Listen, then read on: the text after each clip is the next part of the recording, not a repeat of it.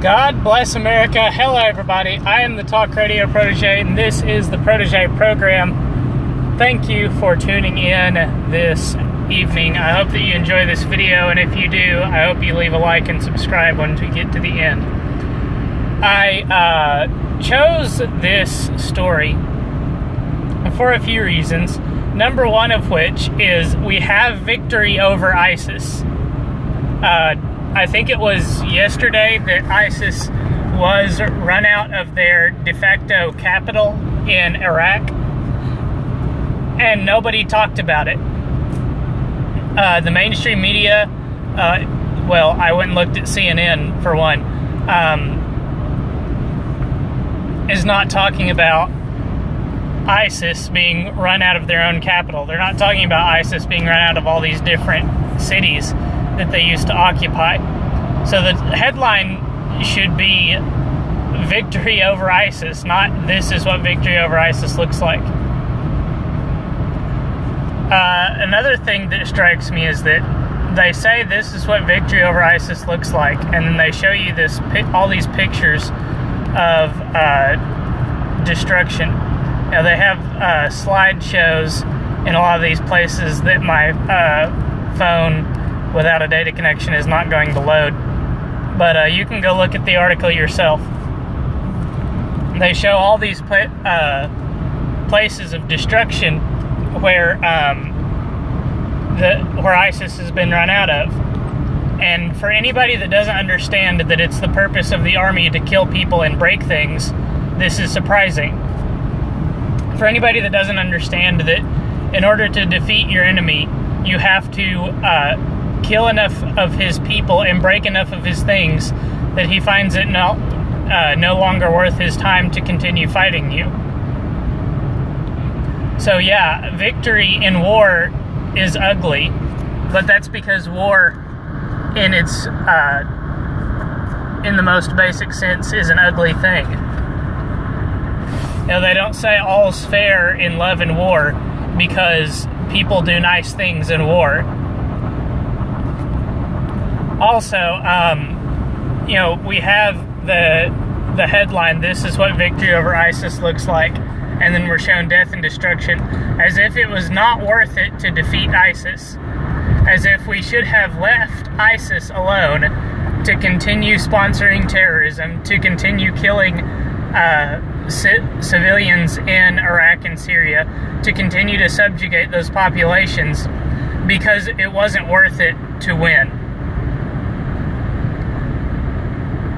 Also, sure, this is what victory over ISIS looks like when the only means by which you can attack the enemy is with orbital bombardment. If you're not allowed to do to prosecute the war against your enemy with the kind of surgical precision that on-the-ground troops can do, yeah, your victory is going to result in a lot of destroyed buildings.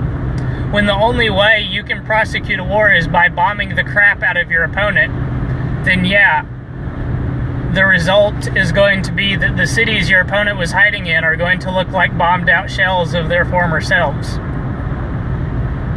Also, we have the headline, this is what victory over ISIS looks like, and I can't help but think that if it had been a Democrat president that had started the war in Iraq, a Republican president that had pulled us out of the war in Iraq early, and a Democrat president that had now ended the war against ISIS, we would be reading a headline that said something to the effect of, this is the price of withdrawing from war too early. Because we pulled out of Iraq early,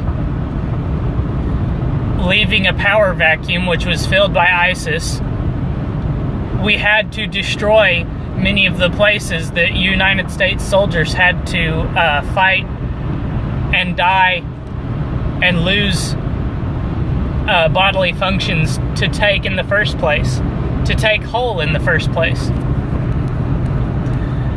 This is not just what victory over ISIS looks like as the moral of the story. This is what mistakes look like. The mistake of allowing a regime like like the one that held power in Iraq before we went in and took it over, to accumulate weapons of mass destruction and dispose of them before they could be found. This is what it looks like when you go into a place that doesn't want you to be there and establish rule over that place in a way that the civilians do not want. United States soldiers have gone into countries to try and set up democracy in places where the civilians do not want democracy. Therefore, they vote into power regimes that will gladly take that democracy away from them. This is what happens when you go into a place to establish a free society and you leave before the society can be secured as free. This is what happens when you pull soldiers out of a war zone before the victory has been secured. And this is not the first place where this situation is played out. You know, we have treated ISIS uniquely in the history of prosecuting wars in the United States of America. You know, before the Cold War, the United States did not accept partial victory. The United States did not leave an area that had been won by the United States before victory had been fully and totally secured.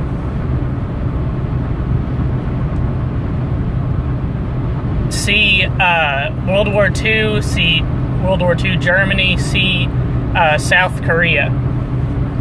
Beginning with the Vietnam War, the United States began a policy of leaving victories alone as soon as it could be declared that victory had been obtained. You know, we could have seen similar pictures to this in Vietnam if we had went in to Vietnam, won the war, secured for South Vietnam the same society that we had secured for South Korea, then pulled out, allowed the Viet Cong to come back in and reconquer South Korea, and then decided we need to go back and we need to defeat the Viet Cong again because we've allowed them to come back and reclaim victory. We could have seen images like this and the headline could have read, "This is what victory over the Viet Cong looks like." If we had gone into South Vietnam a second time but only allowed aerial bombardment was our only way that we were allowed to prosecute the war. The moral of the story is this is not what victory over ISIS looks like. This is what a war politicized looks like. When you're not allowed to prosecute the war to the best ability of the army, the most powerful army on the face of the earth. When you hamstring the most powerful army on the face of the earth with ludicrous rules of engagement and restrict the most powerful army on the face of the earth to aerial bombardment as the only means of prosecuting the war. I'm not saying that I'm a fan of this war, but I am a fan of the United States of America winning whatever we go to war to win. That's going to do it for this video. It's a little bit shorter than the ones from yesterday, but you know, a lot more happened yesterday that I thought was worthy of making some statements. So thank you all for watching. Thank you for making it to the end of this video. I hope that you'll leave a like and subscribe. Ring the bell for notifications so that you don't miss a single video. I'm uploading every single weekday without fail thus far. I hope you will come back for more. I hope you'll have a fantastic evening. Until next time, good night and God bless.